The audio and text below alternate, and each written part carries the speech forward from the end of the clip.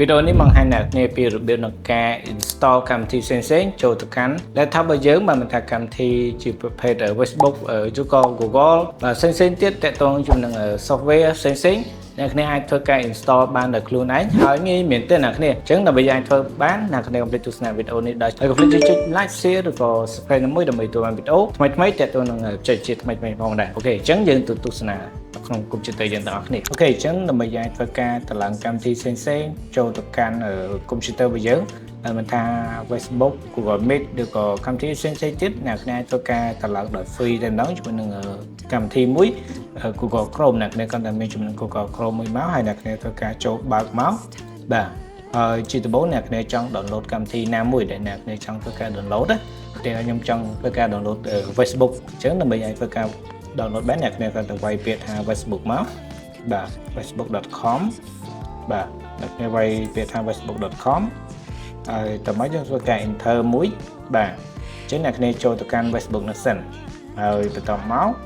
បាទបន្តមកអ្នកគ្នាគ្រាន់តែធ្វើការចុចផ្នែកខាង tray 3ខាងទូចនេះអ្នកគ្នាចុច line tray 3នេះមក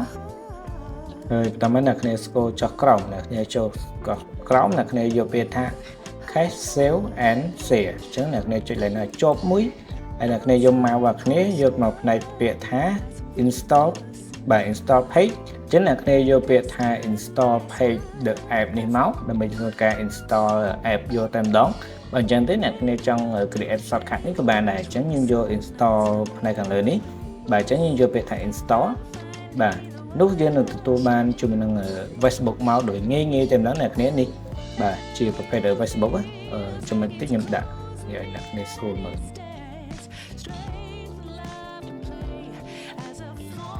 អូខេអ្នកនេះយើងទទួលបាន Facebook មួយហើយយើងចង់តម្លើងកម្មវិធីផ្សេងៗទៀតដូចជា YouTube បាទដូចជា YouTube មួយទៀតចុះបាទ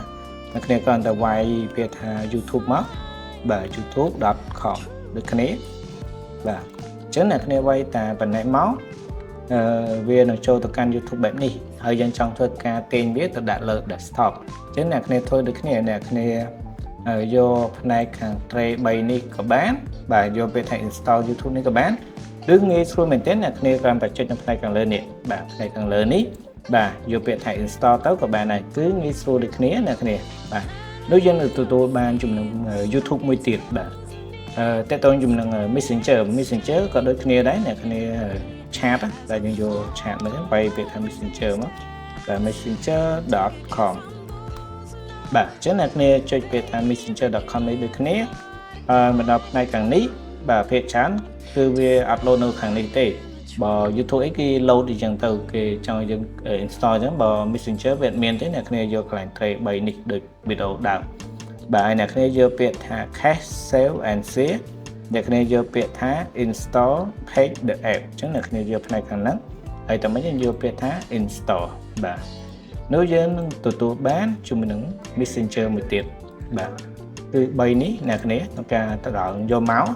ហើយបើសិនអ្នកគ្នាចង់បានជាមួយនឹង app ផ្សេងៗតាក់ទងជាមួយនឹង software ផ្នែកផ្សេងៗទៀតអ្នកគ្នាអាចចូលទៅកាន់ website មួយដែលមានឈ្មោះថា Ninit អ្នកគ្នាយក ninit.com បាទយកផ្នែកខាងលើនេះ Ninit បន្តត្រង់ចំណុចនេះអ្នកគ្នានឹងឃើញហើយបើសិនអ្នកគ្នាចង់តម្លើងដូចជាកម្មវិធី Zoom បាទ Google Meet Google Meet Team ហ្នឹងឬក៏កម្មវិធីផ្សេងៗទៀតតើតើជាមួយនឹង web browser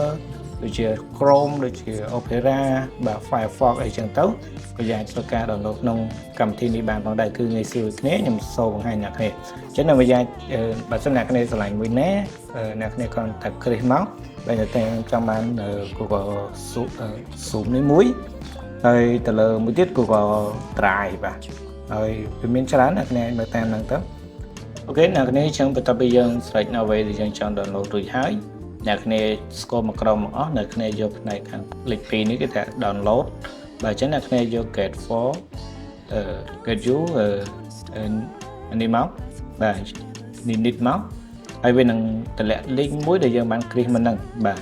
ចូលទៅកាន់ទៅក្នុង drive C របស់យើងអញ្ចឹងអ្នកគ្នាចូលទៅកាន់ link download នេះមកបាទនឹងឃើញនៅផ្នែកខាងលើនេះអ្នកគ្នាធ្វើការចុច double click អូខេអ្នកគ្នាអញ្ចឹងបន្ទាប់ពីយើងធ្វើការ run ជំនឹង link នៅវាបោះឲ្យនេះវានឹងធ្វើការ install direct auto ទាំងអស់ទាំងនោះនៅអ្វីដែលយើង click មុនហ្នឹងណាគ្នាគឺងាយស្រួលមែនទែនក្នុងការ download ជំនួសកម្មវិធី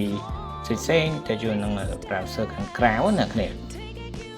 ចឹងអ្នកគ្នាគ្រាន់តែរងចាំបន្តិចទៅវាកំពុងតែដំណើរការអូខេអ្នកគ្នាចឹងវាកំពុងតែធ្វើការ install មកហើយបាទអាហ្នឹងវាអាស្រ័យទៅលើ internet របស់យើងបើ internet របស់យើងលឿនវាដើរលឿនចឹងទៅ